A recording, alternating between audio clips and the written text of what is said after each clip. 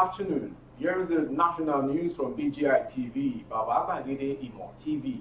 I am yours faithfully, Mobire Rebila Lawal. The second day in the month of May 2022. First are the major headlines for the national news. Soyinka visit Igbo in Benin Republic. Labor Day, workers hold rallies, advocate for better welfare. Workers' Day, Obaseki increases minimum wage to 40,000 naira.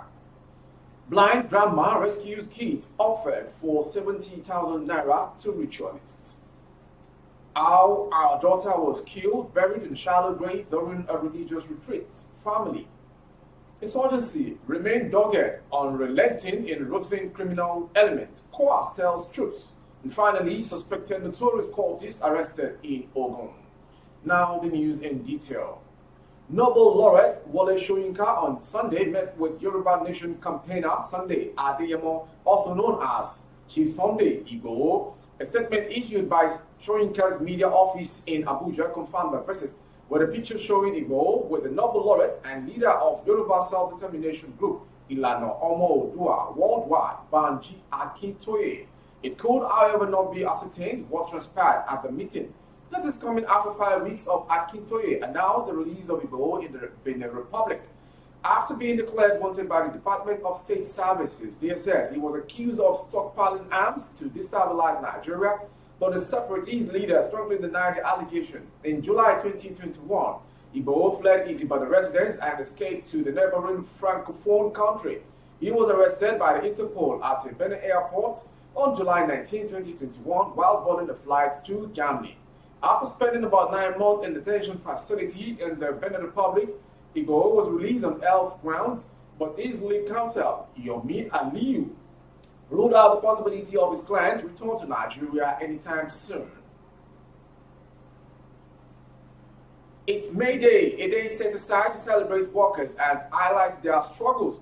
Also known as the International Workers' Day, it came into effect in 1889 to beam the spotlight on workers' struggle, a fallout of air market affair in Chicago, USA, where workers led a protest to insist on working for 8 hours instead of 12 hours a day, beside other welfare issues. Here in Nigeria, led by labor unions, workers are holding rallies across the country to mark the event and advocate for better welfare. And following a pre-May Day rally by the Nigerian Labour Congress, a major focus of this year's celebration was centered around a call on Nigerian workers to get their PVCs and make their voices and votes count ahead of the 2023 general elections. Senate President Ahmed Lawan has assured workers that the National Assembly will continue to partner with the organized labor to address issues relating to them. It gave this assurance in a statement celebrating Nigerian workers on the occasion of this year's May Day, while calling for a speedy and amicable resolution to the months-old academic staff universities ASU strike. Still on the May Day, Edo State Governor Godwin Obaseki on Sunday approved 40,000 naira as a new minimum wage for workers in the state in commemoration of 2022 Workers' Day. Obaseki, who made the announcement in Benin while delivering his 2022 Workers' Day speech, said his government will continue to prioritize the welfare of Edo workers, equipping them with the capacity and environment to deliver efficient and quality service to the people. As we all know, the minimum of 30,000 naira can barely sustain a family. It will be immoral and mindless of us to continue to pretend that we do not know that our workers are suffering, he said. The government of Edo State has now decided to review the minimum wage for Edo workers from 30,000 naira to 40,000 naira a month. Undoubtedly, Edo is the fourth state since the current outbreak of coronavirus to take these initiatives. If you're just joining, you are watching the national news from BGI TV. Two Akwa Ibom children, Gideon Edet and Kingsley Edet, are being rescued from the hands of suspected ritualists by their grandmother, Mrs. Basi Ekong. Punch Metro learned that the duo were rescued after their parents allegedly completed negotiation to sell them for 50,000 naira and 20,000 naira respectively due to poverty. Mrs. Ekong, who hails from Ibiokporo in the East St. Ibom local government area of the state, While narrating the incident, the correspondent on Sunday said she intervened by threatening to curse the mother of the kids, who was her second daughter. She explained that when their mother, a housewife, gave birth to the fourth son, their father was jobless. She said a friend to their mother later linked the family to ritualists who offered to buy the children, which she frowned at.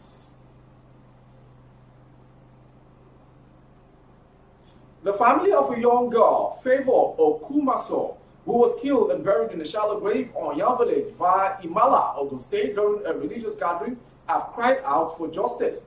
The Okumasos lament that their daughter was the only one who died out of the 9 persons who went for the religious retreat.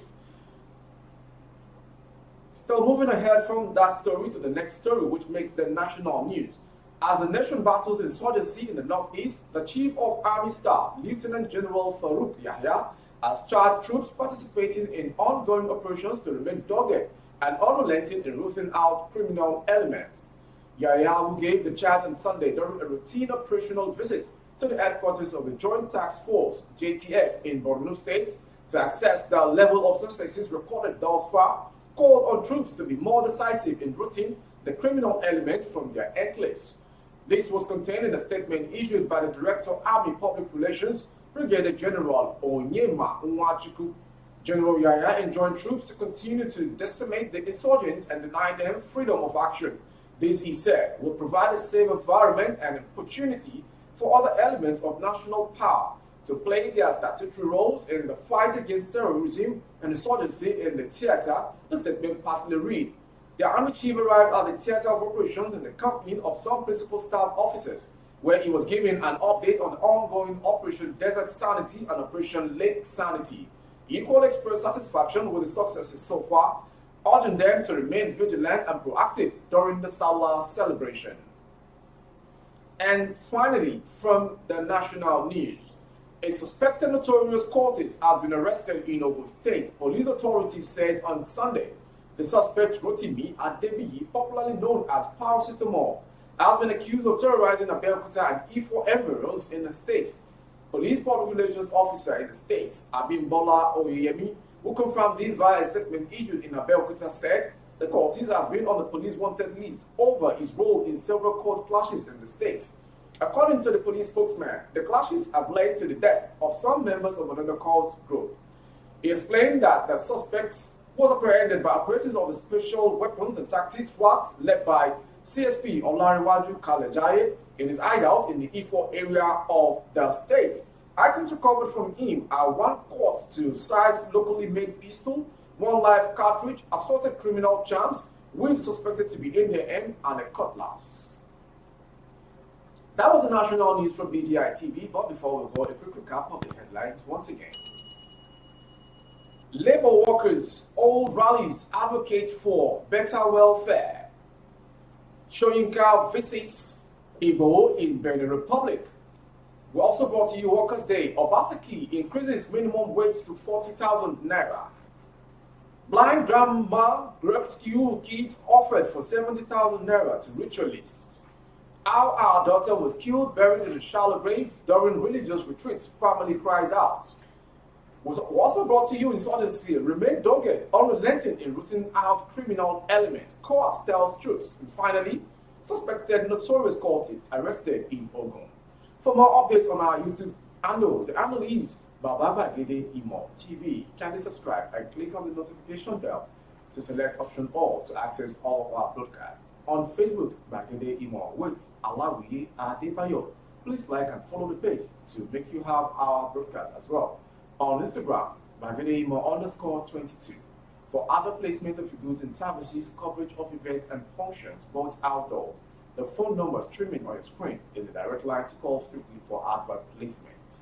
Eid al-Mubarak to all faithful Muslims in the world. May we celebrate many more.